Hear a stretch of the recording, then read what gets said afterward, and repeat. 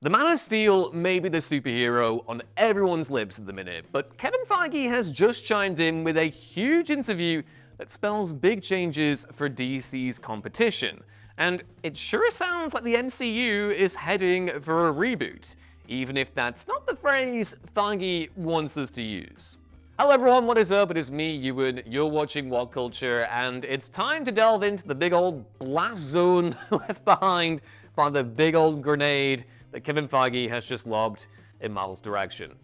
Let's get into it. In the run-up to the release of Fantastic Four First Steps this week, Kevin Feige has held an ominous gathering, it's really just an interview, with all the various Hollywood trades, including the likes of The Hollywood Reporter, Deadline, and Variety, to do a little old post-mortem on the wilderness years of the MCU, if we can call them that, and also to provide a hint of what's coming next. Mainly after Secret Wars and the X-Men, and yeah, there's a lot of juicy stuff in here, particularly in regards to the idea of an MCU reset. Not reboot, reset, even though it sure does sound like it. The big chat I want to focus on kind of came in Variety's write-up of the events in two different articles, and it relates to the X-Men and also the topic of recastings, which is sure going to be divisive with the Marvel faithful. In regards to Secret Wars specifically, that is the next Avengers movie after next year's Avengers Doomsday,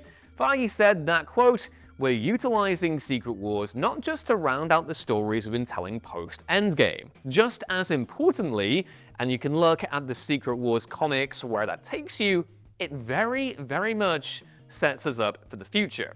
Endgame literally was about endings. Secret Wars is about beginnings."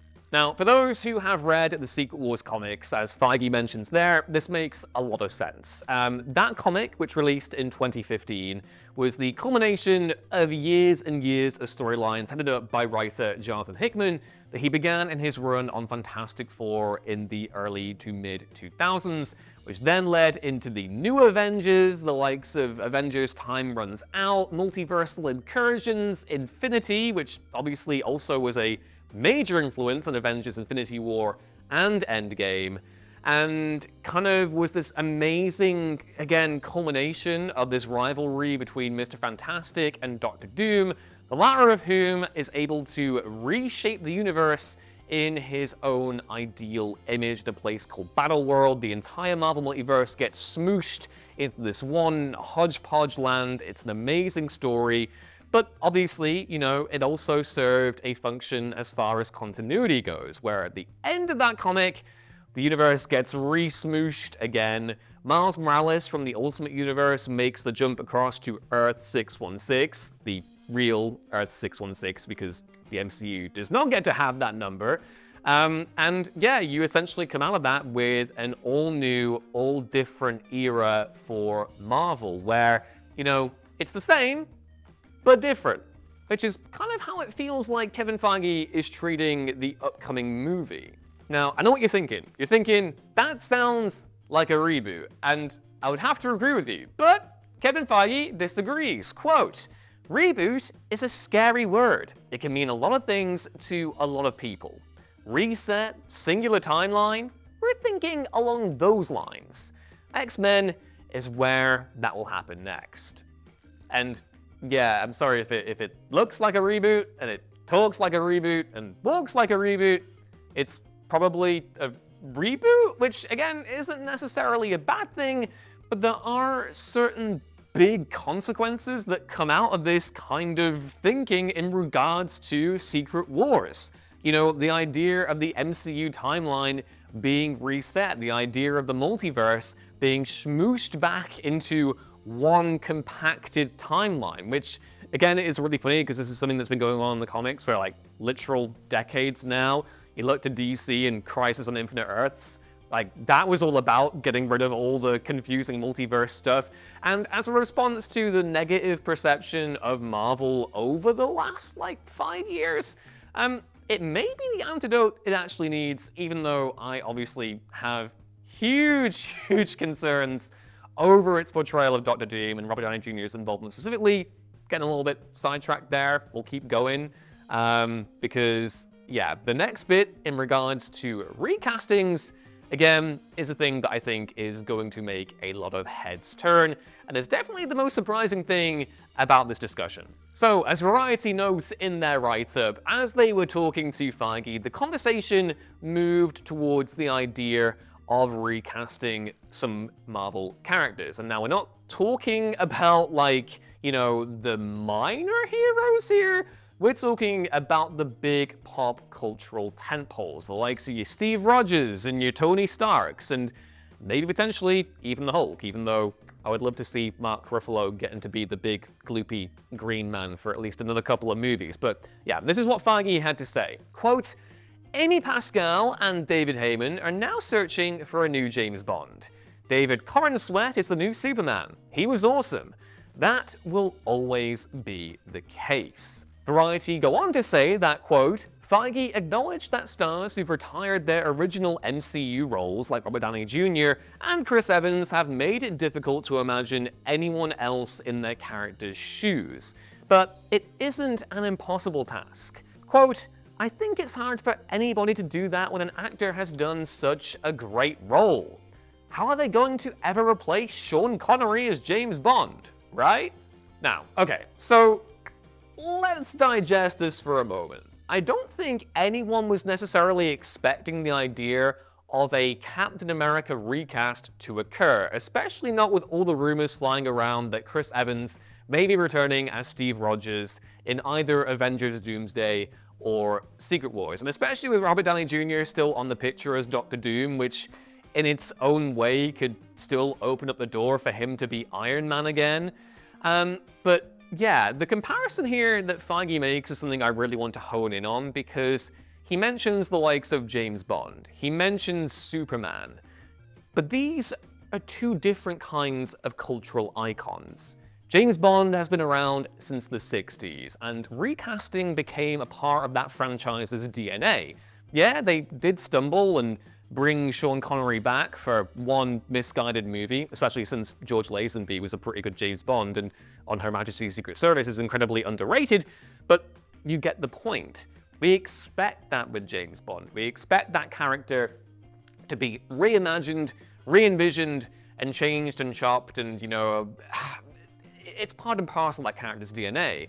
And same with Superman, who's had various live-action incarnations dating all the way back to the 1940s. By the time that Christopher Reeve came onto the scene in the 70s, and is, you know, the most iconic Superman we've had to date, there were still, you know, several other incarnations of that character that audiences had gotten to grip with. It was part of the expectation. Same with Batman. You know, this is a character and franchise that kind of transcends the superhero genre as well in terms of iconicity and pop cultural staying power. The MCU, by comparison, and Marvel more generally for the characters that the MCU kind of built its foundations on, don't have that same longevity. And that's not me saying they can't, I'm just saying that we're in kind of fresher territory here, especially in regards to how RDJ and Chris Evans managed to make Steve Rogers and Tony Stark their own beings. They, of course, are pulling from the comics, and, you know, especially so in Chris Evans' case as Captain America, but it's still recent. It's still a very recent thing. More so than, you know, Spider-Man, which obviously, you know, we got Tobey Maguire, Andrew Garfield, and Tom Holland in the space for a very short time. But this is a little bit different, and it is a little bit immediate. And I'm thinking that even with, you know, the X-Men around the corner and Secret Wars happening, are audiences going to be willing to accept a new version of Tony Stark and a new version of Steve Rogers this soon? Especially when, again, the whole thinking is that, you know, they could both return as those characters within the next couple of Avengers movies. It's a really interesting question to pose, and again, my own thoughts and feelings on this are kind of mixed. I think it would be great to see actors put a new take on these characters, but at the same time, It also does feel like Feige is soft launching the idea of, well, we tried to experiment with legacy characters and it didn't quite work, which is a shame because the legacy heroes of Marvel and DC are great and a core part of what makes those universes so lived in and, have so much longevity. But it does kind of feel like maybe we're being geared up to accept an easy reality where it's like, okay, we got Tony Stark back. We have Chris Evans back. This is what Marvel is right now. And I don't know. I'm kind of curious to hear what you all think down in the comments below. Are you going to be willing to... Are you curious about what a new Tony Stark could look like and what a new Steve Rogers could be? Or does it feel kind of contrived given, RDJ and Chris Evans are both still more than capable of taking on those roles? The other frustrating, weird thing about all of this is that Marvel already has so many other characters that could lead the MCU going forward in a fresh and inventive way. We've already seen the likes of Florence Pugh as Yelena Belova kind of step in and make that role her own. She's an absolutely brilliant actor to have on your team to try and win everyone around to the idea of regular MCU releases again. Pedro Pascal, obviously, great actor, could be a great Mr. Fantastic. And then you also have the likes of the X-Men, which Feige is also going to be recasting. There's not going to be any of the likes of, the old Fox actors back, except in regards to, the upcoming Avengers movie. So, yeah, I just kind of think that this is one of those where I'm like, okay, well, you've not confirmed that it's happening. You haven't confirmed that you are definitely going to be recasting these characters. But surely one of the things that made the MCU stand out compared to the comics was that sense of finality, the sense of an actual progressive story arc that reached its own peak and then concluded. And now we're getting into the territory of comics, of retcons and reboots, where you have almost that sliding timeline, and consequence doesn't really matter, and what does matter is preserving the status quo of the familiar, which, again, for the long-term health of this franchise, I just don't know. But again, it's something that Marvel has essentially soft-launched with the multiverse. We've already had 2 different Mr. Fantastics. We've already had multiple incarnations of Loki. And now we're going to have multiple versions of Wolverine, given Hugh Jackman showed up in Deadpool and Wolverine. So it's not like people can't accept that, and there's definitely, been a willingness in regards to the X-Men specifically to see new actors take on those roles. Like, as much as we love Hugh Jackman, I think everyone is really curious to see a new actor step into the role of Wolverine. So, yeah, again, it's one of those, it's really, really surprising, and I just don't know how things are going to shape up post-Secret Wars. It's kind of really, really wild. I'm gonna throw this all out to you in the comments below. How do you feel about the idea of a not reboot MCU timeline reset? Are you game for it? Do you want to see Tony Stark and Captain America recast so soon? Let us know down in the comments below, and obviously be sure to like the video if you enjoyed it, and subscribe to Our Culture for more hot, fresh, baked takes coming to you every single day. Either way, I've been Ewan, thank you for watching, and I will catch you next time.